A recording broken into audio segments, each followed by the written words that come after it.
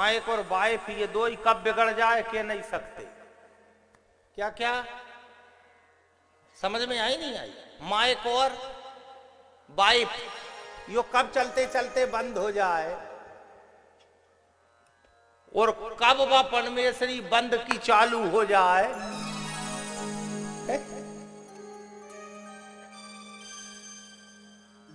राम जी कृपा है साहब, जब तक बंद है तब तक ही आप ठीक ही नहीं, तो फिर के मैं शुरू हो गई नहीं।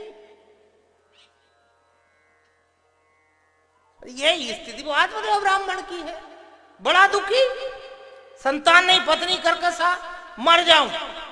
लोग कहते इसका मुंह मत देखो साहब, जिसकी संतान नहीं उसका मुंह मत देखो। लोग कहते, हम लोगों से कहते हैं साहब मुंह उसका मत देखो जिसके जीवन में कोई समर्थ सदगुरु नहीं, जिसके जीवन में भगवान का भजन नहीं, उस आदमी का मुंह देखने से दोष लगता है।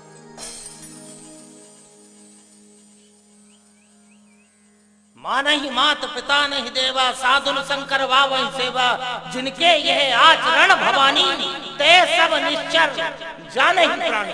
हम नहीं कह रहे, रामायण जी कह रही है, वो राक्षस है साहब जो शास्त्र की नहीं माने, संत की नहीं माने, मां बाप की नहीं माने, कोई संत की नहीं माने। कौन है वो? राक्षस है, उसका मुंह मत देखना। जो भजन करे साहब, नाम जपे, सुबह उठते से उसका मुंह देख लो, आपका दिन मंगल में जाएगा साहब। कहीं आपके गांव में भी ऐसे होंगे जिनका मुंह देख लो तो सुबह से आप तो भोजन की क्यों पानी नहीं मिले, आपकी नजर में होंगे। और अगर वो सुबह ही दिख गया तो फिर आप यही क्या हो भैया आप। कई ऐसा है साहब, अगर सुबह से आप जाओ जो काम नहीं होना है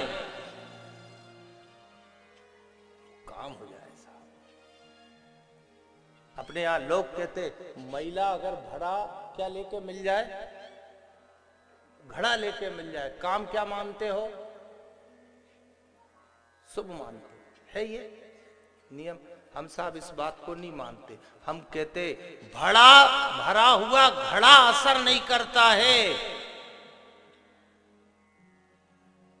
असर तो उस माता बहन की सूरत करती है जो सती सावित्री होती है।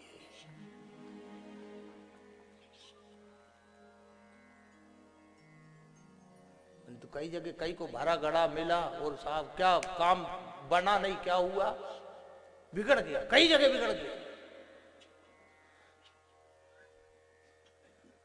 घड़ा असर नहीं करता है, वो तो उसका चेहरा है साहब। सती है कोई, सावित्री है कोई, उसका चेहरा नजर पड़ जाए, वो भले फिर चाहे खाली घड़ा लेके जाए, काम होके रहेगा साहब।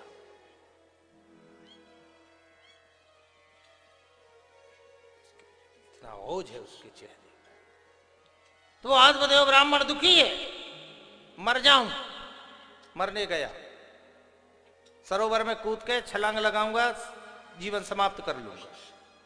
रास्ते में संत मिले, संत ने की भैया ब्राह्मण देवता क्यों मर रहे हो, कारण बताओ। मेरी संतान नहीं, उनकी कोई बात नहीं, मेरी धर्म पत्नी कर्कश है, उनकी कोई बात नहीं, भगवान का भजन करो। पर वो आत्मदेव नहीं माना। आपने कथा सुनी होगी, संत से एक फल ले आया जबरदस्ती के आप मेरे को संतान दो, जबकि वो संत कह रहे कि ब्राह्मण देवता आप तो एक जन्म की बात करो, आपके 7 जन्म तक संतान भाग में नहीं है,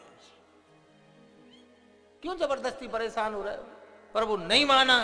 संत ने फल दिया, वो फल लेके आया, अपनी पत्नी को फल दिया, वो पत्नी ने फल खाया नहीं, गाय को फल खिला दिया और गर्भवती स्त्री का वेश बना के रहने लगी। बहन से बात कर ली कि तुम्हारे यहाँ जो संतान होगी तुम मुझे वो दे देना, बदले में मैं तुमको धन दे दूंगी। समय आया, वो बहन के यहाँ पुत्र हुआ, रातों रात वो धुंधली के पास वो पुत्र को भेजा। जैसे ही बालक के रोने की आवाज सुनी, आत्मदेव ब्राह्मण बड़ा प्रसन्न हुआ, ओहो मेरे यहाँ पुत्र पैदा हो गया, नाम रख दिया धुंधकारी। कुछ दिन बाद गाय से भी एक बालक का जन्म हुआ, नाम पड़ा गोकर्ण। कथा आप जानते हैं। गोकर्ण जी देखो, संत का प्रसाद देखना, संत के प्रसाद की ताकत। गाय, एक पशु ने वो फल खाया, सतवृत्ति वाला मनुष्य पैदा हुआ साहब। ये संत का प्रसाद देखिए। कौन ने दिया था वो आत्मदेव को फल? संत ने दिया था ना। कौन ने खाया? गाय ने। कौन पैदा हो गया? गोकर्ण।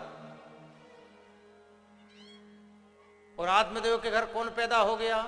उधुंधकारी। दोनों बड़े हुए।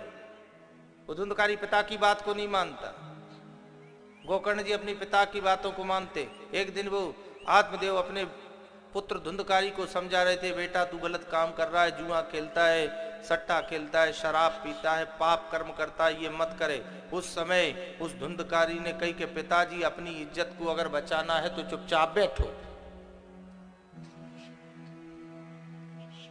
उस समय गोकर्ण जी ने अपने पिताजी से कही कि पिताजी अब समय आ गया है कि भगवान के भजन करने के लिए जंगल में निकल जाओ। जिस दिन हमारी औलाद हमको पलट के जवाब दे दे, उस दिन मान लेना मेरे को मुखाग्नि मिल गई है।